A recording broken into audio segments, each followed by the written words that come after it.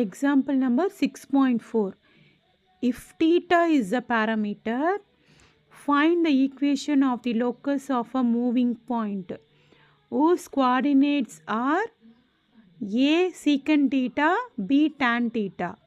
Let p value h comma k. We are taking the p value as h comma k. That is the point on the required path. The point க்கு பார்த்தீங்கன்னா அந்த பாத் வரைக்கும் point கொடுத்துருக்கோம்.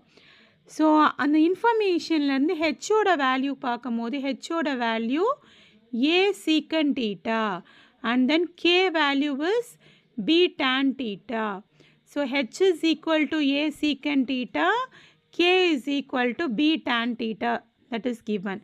இப்போ h வந்து பார்க்கும்போது இந்த a வந்து டிவைடில் வந்துடும். H by a is equal to sec theta and then k by b is equal to tan theta. H by a, that is secant theta ஓட வேல்யூ. அதே மாதிரி k by b வந்து பார்த்தீங்கன்னா tan theta ஓட value.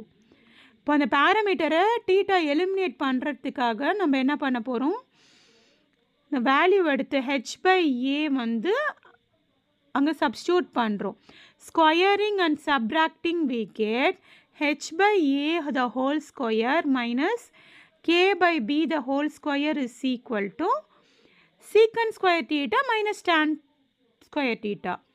Therefore, we know that secant square theta minus tan square theta, that is equal to 1. Therefore, the locus of the given point is, so we are replacing that h by x. h வந்து x ஆவும் and then k வந்து y ஆவும் replace பண்ணிட்டு, so the value is x square by a square minus y square by b square is equal to 1. That's the answer.